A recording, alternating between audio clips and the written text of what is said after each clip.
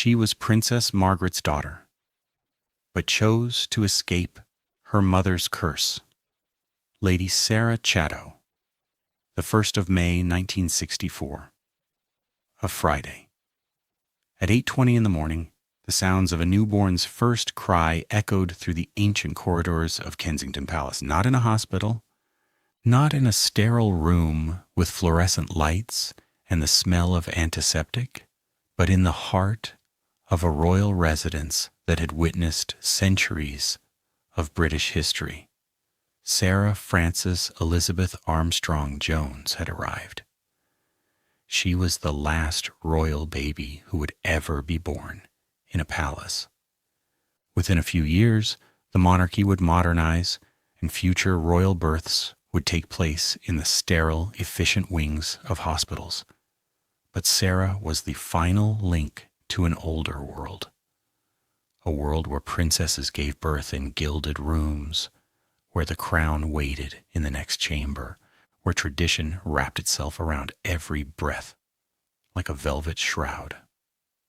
She was the second child of Princess Margaret and Anthony Armstrong Jones, the Earl and Countess of Snowdon. Her brother David had arrived 3 years earlier. And now here she was, the only daughter of the most glamorous, most controversial, most heartbreaking princess of the 20th century. At her birth, Sarah was 7th in line to the British throne. She was the youngest grandchild of King George VI and Queen Elizabeth. She was the only niece Queen Elizabeth II would ever have. But none of that mattered to the tiny baby wrapped in lace and silk. She didn't know she had been born into a family that was both the most privileged and most trapped on earth. She didn't know that her mother was the woman who had sacrificed love for duty, who had become a symbol of glamour and tragedy in equal measure. She didn't know that her father was a brilliant photographer who would eventually leave her mother for another woman. She didn't know that her aunt was the most famous woman in the world. She was just a baby. And for a few precious years, that was enough. But the curse was already there, waiting. The curse of being Princess Margaret's daughter.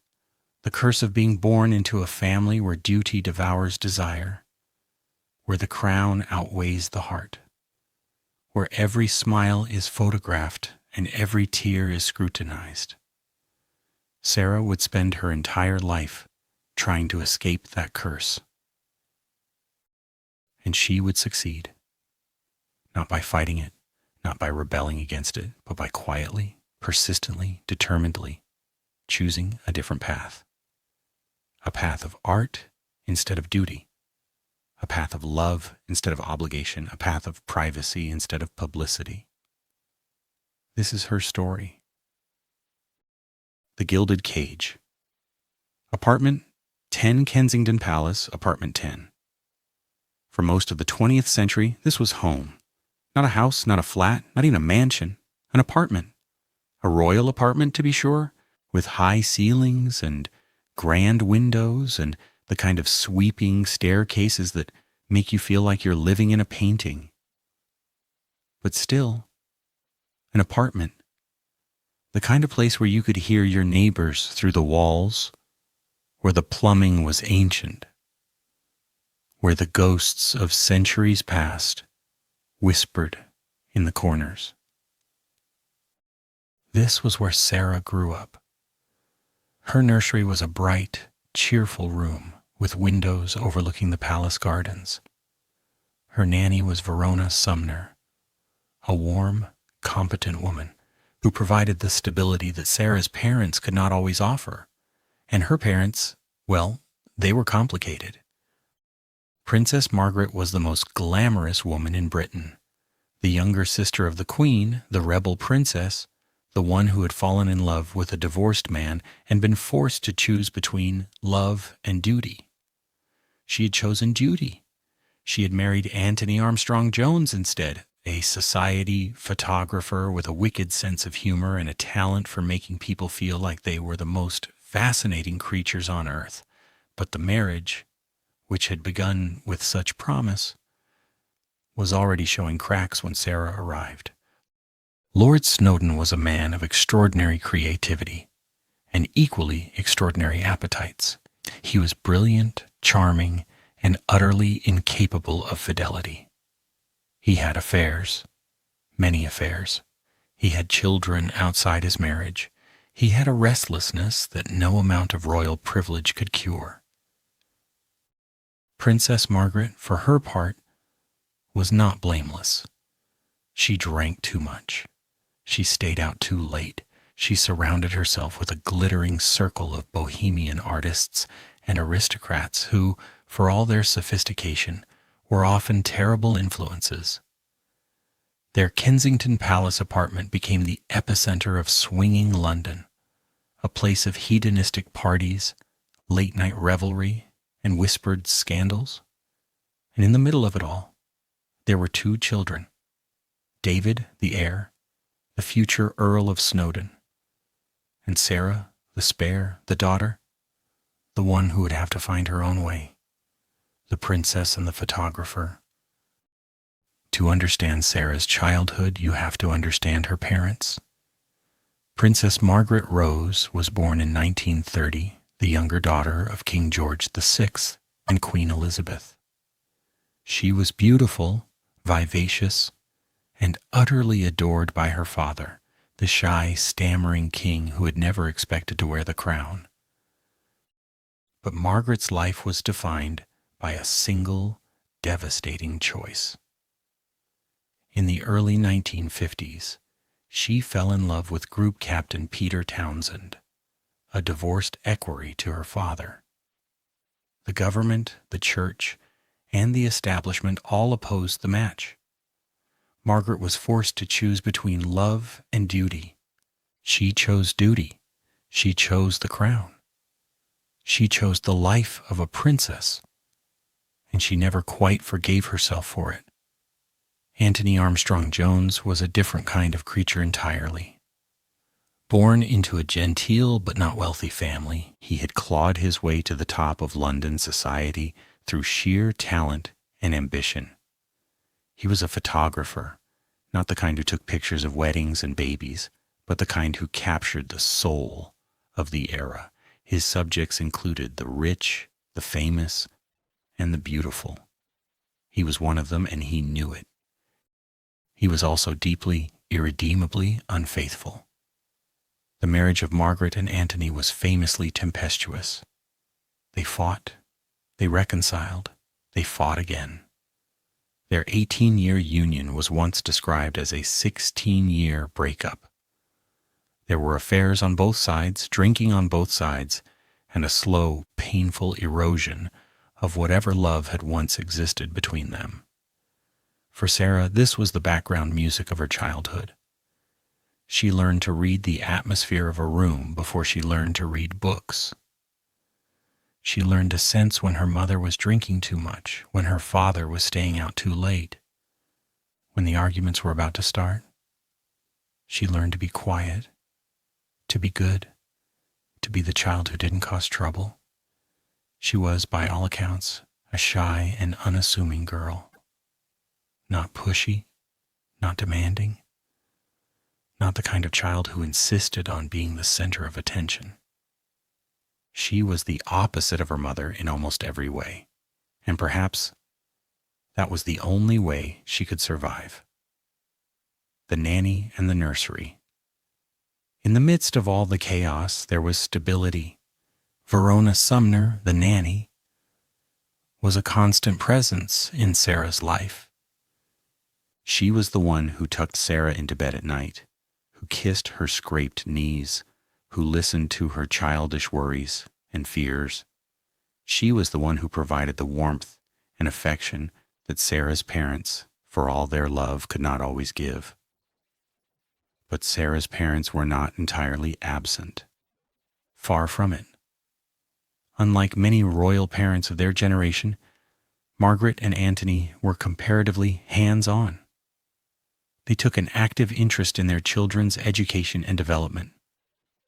They encouraged creativity, curiosity, and a love of the arts. Lord Snowdon, in particular, nurtured Sarah's artistic talents. He was a photographer, after all, a man who saw the world through a lens, who understood the power of images, who could teach his daughter to see beauty in the ordinary. And Sarah learned. She learned to draw, to paint, to create. She learned that art was a refuge, a place where she could escape the chaos of her parents' marriage, a language she could speak when words failed her. The nursery at Kensington Palace was filled with art supplies, paper, paint, charcoal, pastels. Sarah would spend hours creating, her small hands covered in color, her mind absorbed in the world she was building on the page. It was a world she could control, a world where nothing was complicated, a world where she was safe. The divorce. She was 12 years old when her parents formally separated. 12. That terrible age when you're not quite a child and not quite a teenager, when you're starting to understand the world, but still lack the tools to cope with it. When everything feels like the end of the world, even the small things. For Sarah, the separation was not the end of the world, but it came close. Her parents' divorce, finalized in 1978 when Sarah was 14, was terribly upsetting for her. She had grown up in a household where tension was the norm, where arguments were common, where the atmosphere could shift from warm to freezing in an instant. But she had also grown up in a household where both parents were present, where there was a semblance of family, where she could still pretend that everything was normal. After the divorce, that pretense was gone. Margaret was granted custody of the children. Sarah and David remained at Kensington Palace in the apartment that had been their home since birth.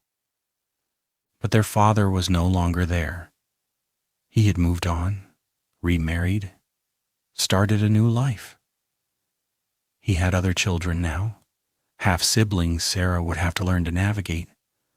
For a shy, sensitive girl like Sarah, the divorce was devastating. She had always been the quiet one, the one who kept her feelings to herself, the one who tried not to make waves. But inside she was hurting. The family she had known was gone. The security she had relied on was shattered, and there was nothing she could do about it. The royal family, however, provided some comfort. Sarah and David spent holidays at the royal estates of Sandringham and Balmoral. They spent time with their cousins, Prince Andrew and Prince Edward. They were surrounded by the vast, sprawling, complicated web of the royal family, a family that, for all its dysfunction, was still a family. And then there was the Queen. The surrogate mother Queen Elizabeth II was described as a surrogate mother to Princess Margaret's children. She was particularly close to Sarah, who is believed to have reminded her of her late sister. Think about that for a moment. The Queen of England, the most powerful woman in the world, the symbol of duty and tradition and unwavering commitment. She was, in many ways, a mother figure to Sarah.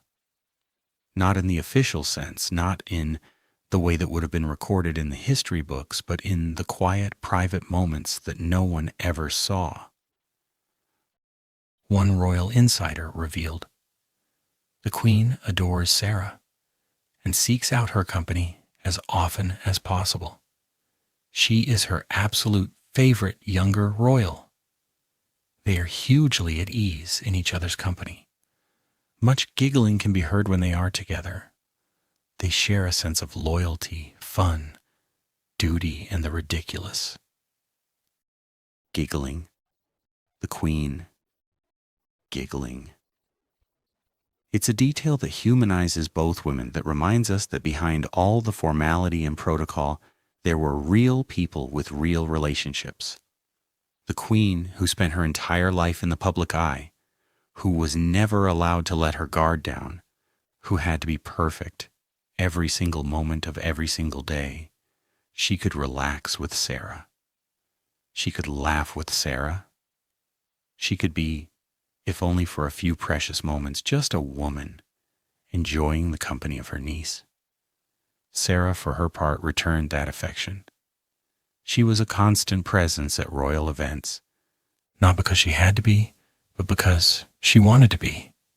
She attended jubilees, funerals, and semi-private royal family events, like the Sandringham Christmas service. She was there for her aunt, quietly, unassumingly, without seeking attention or praise. After Princess Margaret's death in 2002, Sarah and the Queen grew even closer.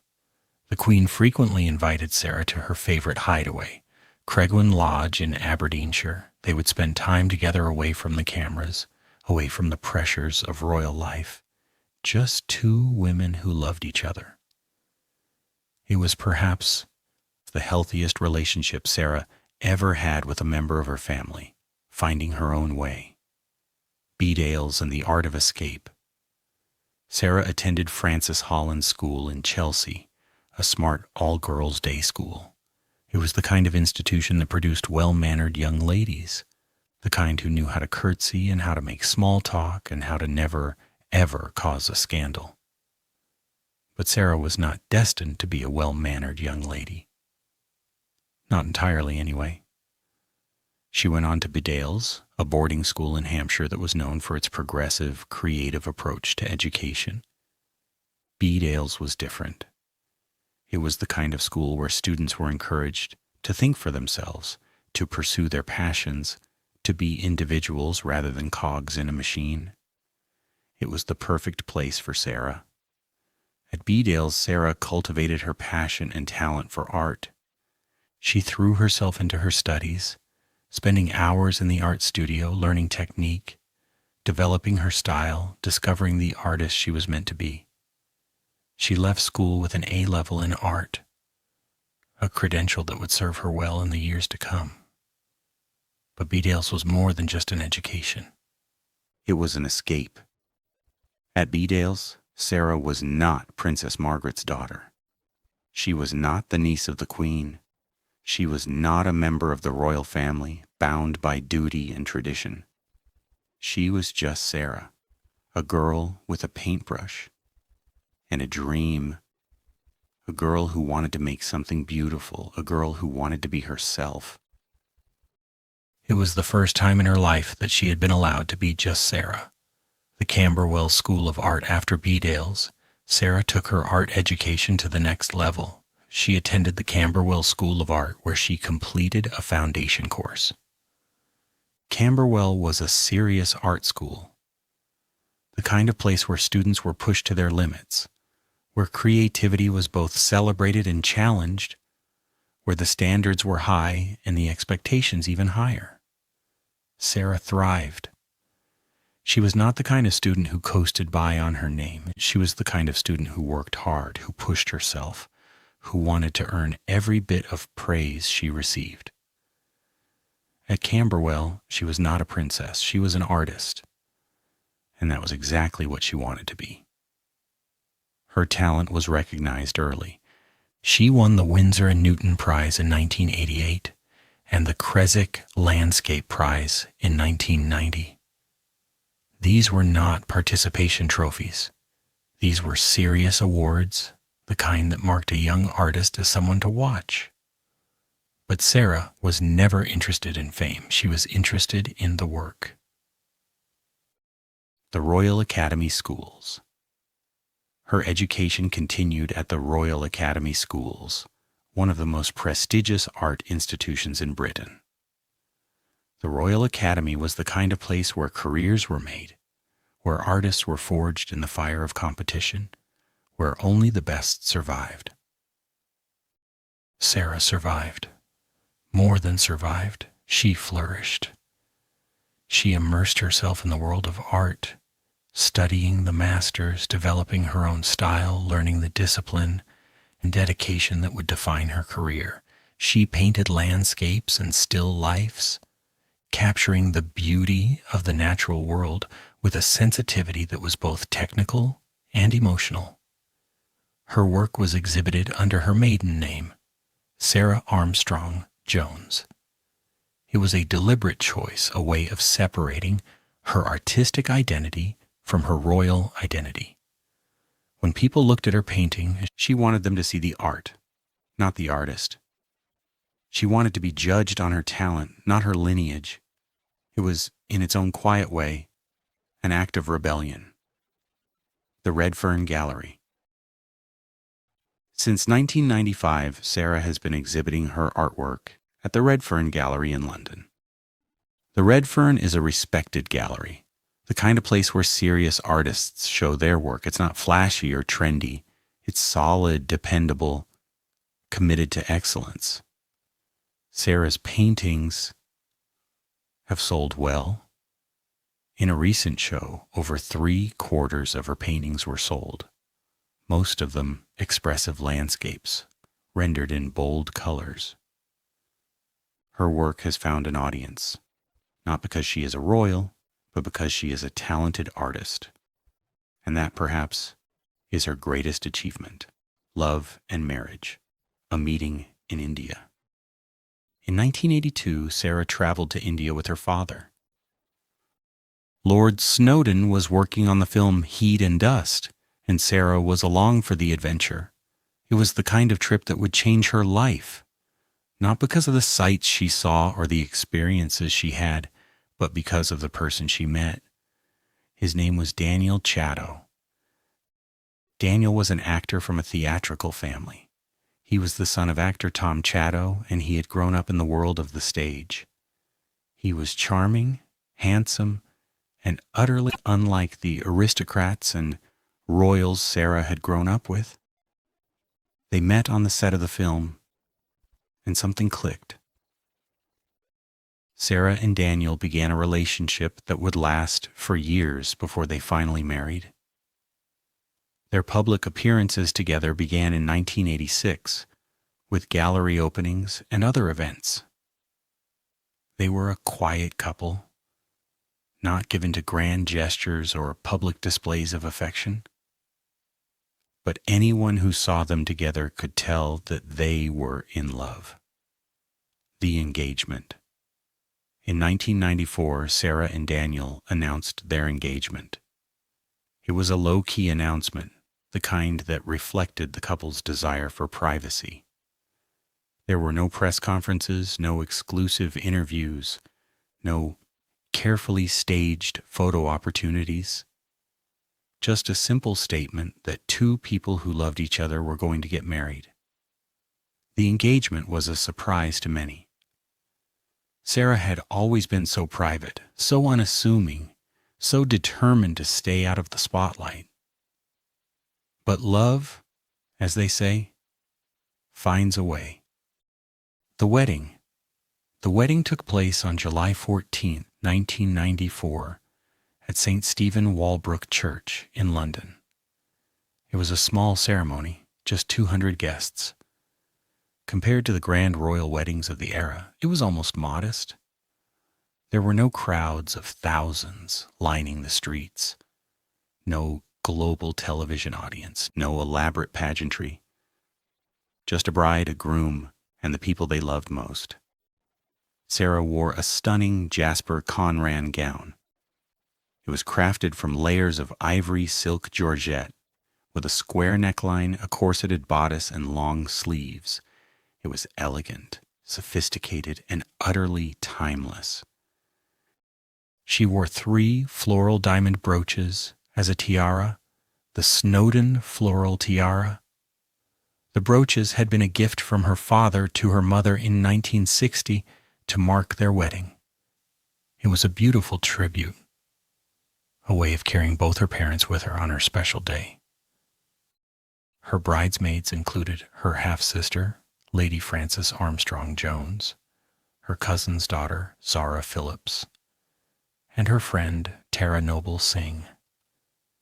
Zara was just 13 years old at the time, a young girl who would grow up to become one of the most respected equestrians in the world.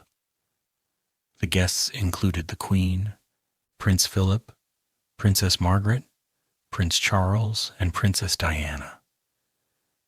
It was a gathering of the royal family at its most powerful, but also at its most dysfunctional.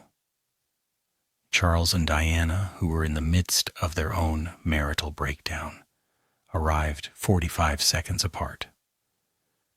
It was a reminder that even the most beautiful weddings could not escape the shadow of family turmoil.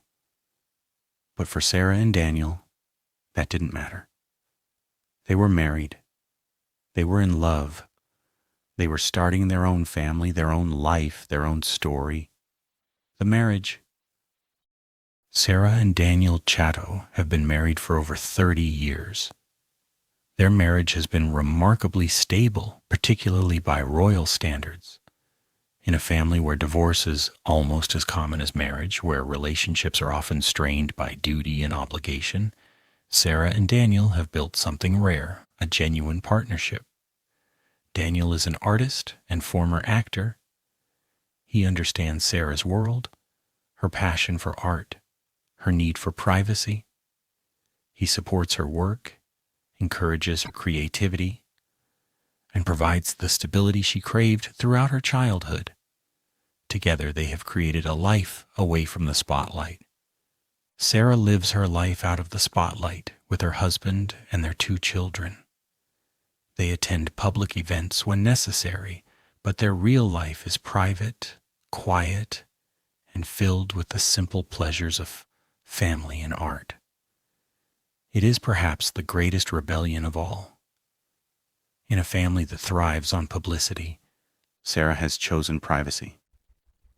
In a family that values duty above all else, Sarah has chosen love.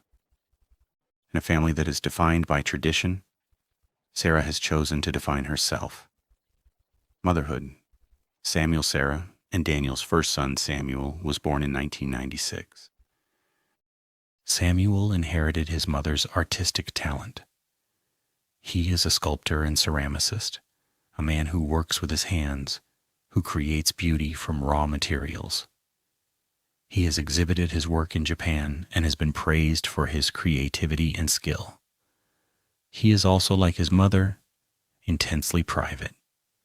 He doesn't share details of his life, preferring to let his art speak for itself. Samuel has a rumored girlfriend, artist Eleanor Exergian, who has joined the Chatto family at Sandringham for Christmas. It's a sign that he is following in his mother's footsteps, finding love, building a life, staying out of the spotlight. Arthur Sarah and Daniel's second son, Arthur, was born in 1999. Arthur is the more athletic of the 2 brothers. He is currently serving with the Royal Marines, a demanding, dangerous, and deeply respected career. It's a choice that reflects his own sense of duty, his own commitment to service. Arthur is also a godchild of Prince Harry, a connection that links the 2 branches of the family in a small but meaningful way. The artistic dynasty. Sarah has passed her artistic talents down to her sons. Samuel, in particular, has followed in her footsteps, creating beautiful works of art that have been exhibited and sold. In 2025, Sarah and Samuel both donated art pieces to a charity auction for Horatio's Garden at Salisbury Hospital. Sarah said, "I am delighted to be able to help raise vital funds for people facing life-changing injuries." It was a rare public statement from a woman who usually lets her art speak for itself. The mother-son duo have become a powerful force in the art world, not because of their royal connections, but because of their genuine talent and commitment to their craft. The Queen's favorite niece. A special bond. Throughout her life, Sarah maintained a close relationship with her aunt, Queen Elizabeth II. The Queen was described as a surrogate mother to Sarah. She was particularly close to her niece, who reminded her of her late sister. Sarah, for her part, was a constant presence in the Queen's life, attending family events and providing quiet support. They were hugely at ease in each other's company. They shared a sense of loyalty, fun, duty, and the ridiculous. They giggled together, a detail that humanizes the Queen and reveals the depth of their bond. After Princess Margaret's death in 2002, Sarah and the Queen grew even closer. The Queen frequently invited Sarah to her favorite hideaway, Craiggowyn Lodge.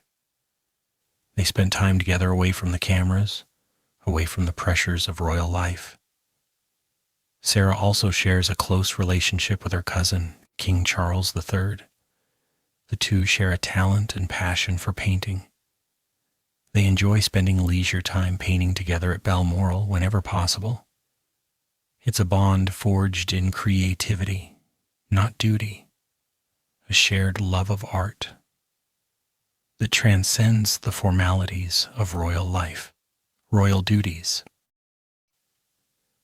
Although Sarah does not undertake official royal duties, she frequently attends events and ceremonies with the wider royal family. She was a chief bridesmaid at Princess Anne's wedding to Mark Phillips in 1973. She was also a chief bridesmaid at King Charles's wedding to Princess Diana in 1981. She is a godmother to Prince Harry, Lady Rose Gilman, and Lady Louise Windsor. In 2004, she became vice president of the Royal Ballet, a role her mother had once held as president. In 2024, she became president of the Royal Ballet School, a title previously held by King Charles. It's a role that reflects her lifelong love of the arts and her commitment to supporting the next generation of artists. In April 2026, Sarah joined King Charles at the King's Gallery in Buckingham Palace for an exhibition celebrating Queen Elizabeth's fashion. The exhibition, Queen Elizabeth II, Her Life in Style, featured over 300 items from the late monarch's wardrobe. Sarah greeted her cousin with a double-cheek kiss and a curtsy, a formal gesture that reflected both her respect for the monarchy and her affection for her cousin. The Queen's funeral in September 2022, Sarah attended the funeral of Queen Elizabeth II. She was one of the many mourners who gathered to say goodbye to the woman who had been a surrogate mother to her. She wore a brooch that had been a gift from her mother, Princess Margaret, a touching tribute to both the women who had shaped her life. The funeral was a moment of profound grief for the entire royal family. But for Sarah, it was particularly personal. She had lost not just an aunt, but a mother figure, a confidant, a source of stability in a life that had often been chaotic. She mourned quietly, as she had always done. She didn't seek attention or sympathy. She just grieved, in her own private way, for the woman she had loved. The Curse and the Escape. The Curse of Princess Margaret. Princess Margaret was a woman of extraordinary gifts and extraordinary tragedies. She was beautiful, talented, and deeply loved by her father.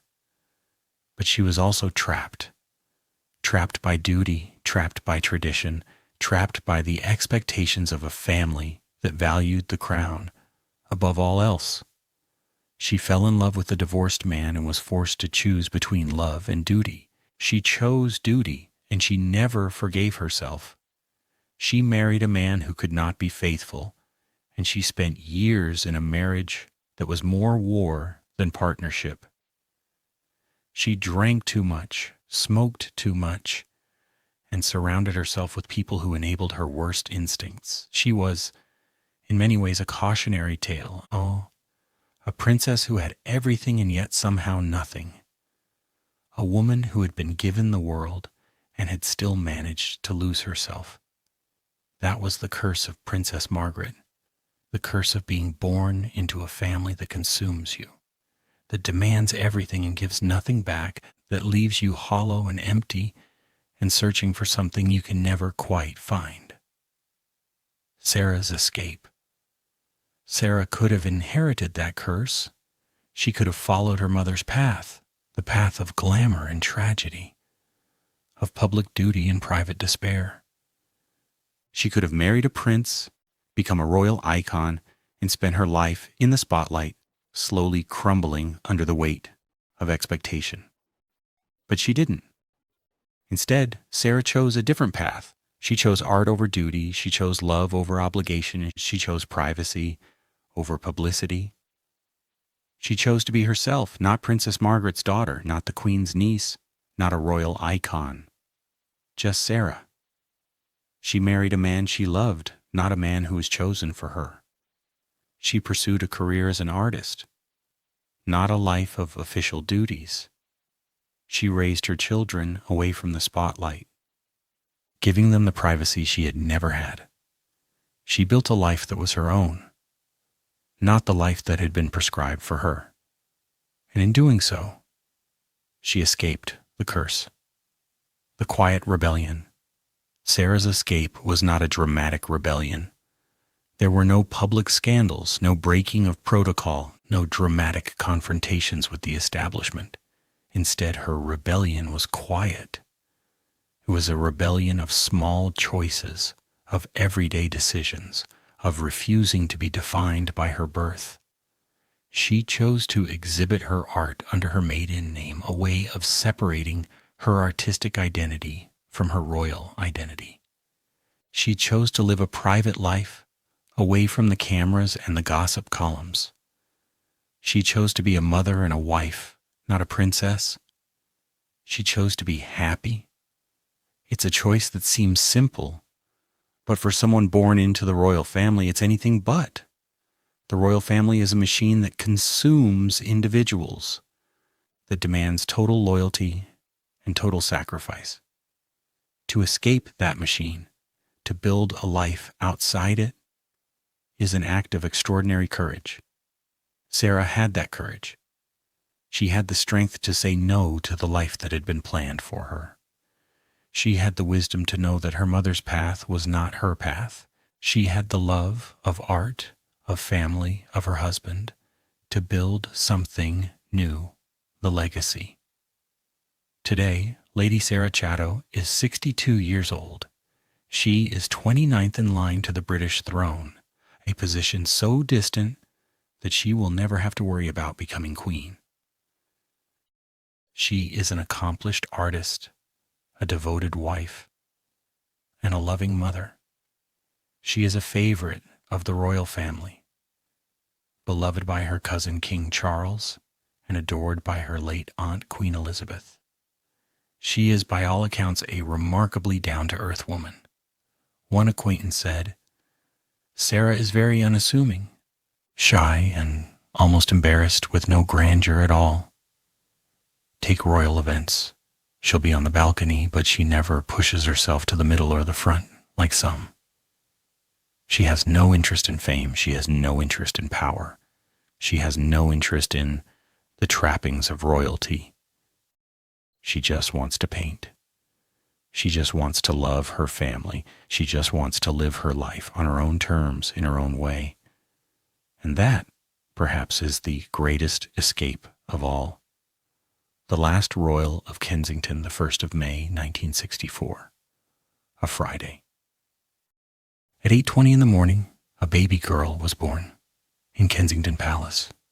She was the last royal baby who would ever be born in a palace, the final link to an older world, a world of tradition and duty and sacrifice. That baby grew up to be Sarah, a shy girl who loved art more than attention.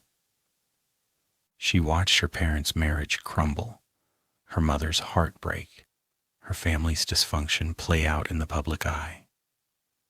And she decided quietly and resolutely that she would not let that be her story. She would not be Princess Margaret's daughter, trapped by duty and consumed by tragedy. She would not be the Queen's niece, defined by her relationship to power. She would not be a royal icon, a symbol of something she had never chosen. She would be Sarah, an artist, a wife, a mother, a woman who had the courage to choose her own path. She escaped the curse, not by fighting it, not by rebelling against it, but by simply refusing to accept it. She built a life that was her own, a life of love and art and quiet happiness. She found a way to be both a member of the royal family and a woman who was utterly, completely herself. And in doing so, she became something rare, a princess who escaped the palace, a daughter who surpassed her mother, a woman who broke the curse. The meaning of escape. Lady Sarah Chatto's story is not a story of dramatic gestures or public scandals. It is a story of small choices, quiet rebellions, and the courage to be oneself. In a world that demanded she be a princess, she chose to be an artist. In a world that demanded she serve the crown, she chose to serve her family. In a world that demanded she be public, she chose to be private. Her escape from her mother's curse was not a single moment, but a lifetime of decisions. Every painting she created, every private moment she cherished, every step she took away from the spotlight was a small act of liberation. And in the end, she succeeded. She escaped. She built a life that was her own. She broke the curse that had haunted her mother and found a happiness that had always seemed just out of reach. Lady Sarah Chatto is proof that we are not defined by our families, our circumstances, or our birth. We are defined by our choices. And Sarah chose wisely. She chose love. She chose art. She chose herself. And that is the greatest escape of all.